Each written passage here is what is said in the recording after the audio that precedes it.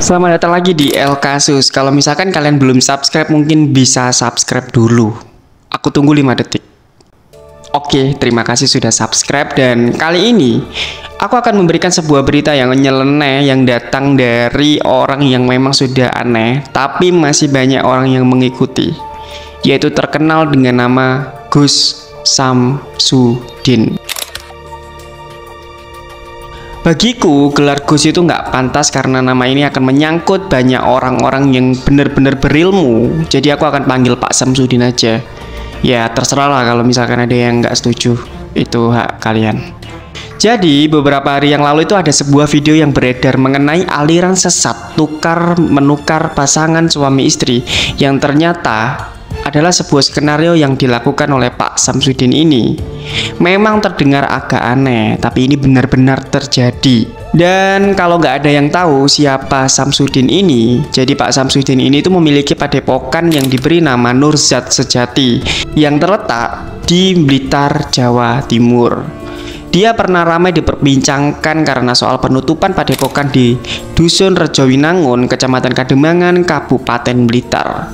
Dan dulu aku tahunya itu sih waktu Pak Samsudin ini tuh ada konflik dengan pesulap merah soal pembuktian gitulah. Aku nggak terlalu paham. Kalian bisa lihat di YouTube, itu banyak banget. Dan kali ini dia membuat video yang sangat aneh lagi, yaitu soal kasus konten tukar pasangan suami istri. Dan kemarin tanggal 29 Februari 2024, penyidik Cyber Ditreskrimsus Polda Jawa Timur menjemput paksa Pak Samsudin di tempat tinggalnya. Penangkapannya itu dilakukan setelah kontennya yang menyebut bahwa siapapun yang bergabung ke dalam alirannya boleh bertukar pasangan suami istri, asalkan atas dasar suka sama suka. Ini goblok banget sih menurutku.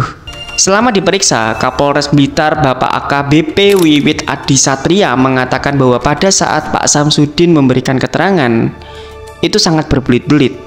Dalam keterangannya, Samsudin mengatakan bahwa video viralnya dilakukan di Dusun Jatinom, Desa Jatilengger, Kecamatan Ponggok, Kabupaten Blitar. Dan ternyata keterangan itu disampaikan berbeda oleh Samsudin di videonya, bahwa tempat itu dilakukan di suatu tempat di Jawa Barat, bukan di Jawa Timur.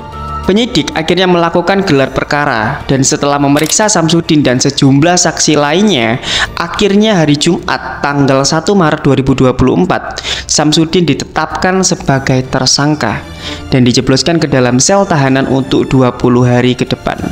Karena penyidik masih mendalami kasusnya, dan ya ini nggak sebentar, pasti ada kemungkinan besar tersangkanya itu bisa bertambah. Motif dari membuat video itu sendiri adalah ternyata memang itu sebuah skenario yang dibuat oleh Pak Samsudin. Dan Samsudin itu berharap bahwa akun YouTube-nya itu memperoleh banyak subscribe dan juga views. Jadi ini ya untuk ketenaran aja sih sebenarnya, tapi ya tetap goblok. Di dalam video itu terlihat seorang perempuan bercadar hitam seperti kayak menjalani sebuah terapi. Dan di atas kursi itu ada beberapa pria bersorban, dan salah satu diantaranya itu mengatakan bahwa di sini nggak apa-apa kalau bertukar pasangan, tidak masalah, asalkan suka sama suka. Iya, intinya kayak gitulah ya. Ini sih sakit sih memang orang-orang ini. Kalau opiniku ya, sebenarnya dari awal itu orang ini tuh sudah aneh. Tapi nggak tahu kenapa banyak orang yang mengikuti dan menganggap bahwa yang dia lakukan itu adalah sebuah kayak kebenaran gitu, kayak kesaktian, kayak gitu-gitu, kayak karoma lah apa itu ya. Dan hal yang paling aku nggak setuju adalah di dalam setiap konten videonya itu dia selalu membawa atribut agama dan juga bacaan-bacaan doa yang menurutku tuh harusnya jangan dibuat seperti itu gitu loh. Dan hal ini kan kita nggak ada yang tahu ini konten beneran atau memang cuman bohongan gitu loh.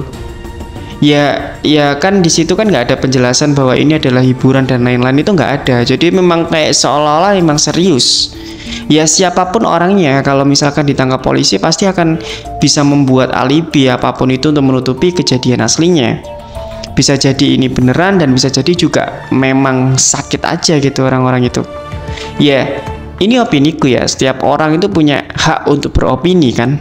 Dan aku berharap orang-orang itu menganggap bahwa itu semua hanya hiburan. Jangan terlalu diambil serius gitu, kayak seolah-olah apa yang dia lakukan itu adalah sebuah kebenaran.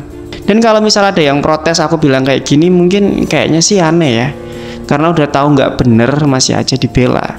Tapi kembali lagi, gimana menurut kalian soal orang ini? Kita doakan semoga Bapak Polisi menindak tegas orang-orang seperti ini dan kasus ini cepat selesai. Karena ya ini sangat meresahkan menurutku sih. Terima kasih atas kesigapan Bapak Polisi yang sudah menindak kasus ini. Dan terima kasih sudah menonton video ini sampai habis. Sampai jumpa lagi di El Kasus. Maaf kalau misalkan ada yang kurang dari tata cara bicaraku yang mungkin agak sedikit trouble atau telat gitu kan ya, karena aku masih awal-awal dan aku masih berusaha untuk membuat video yang lebih bagus lagi. Terima kasih buat kalian yang sudah nonton video ini. Jangan lupa balik lagi dan jangan lupa subscribe sekali lagi kalau kalian suka. Terima kasih, sampai jumpa lagi.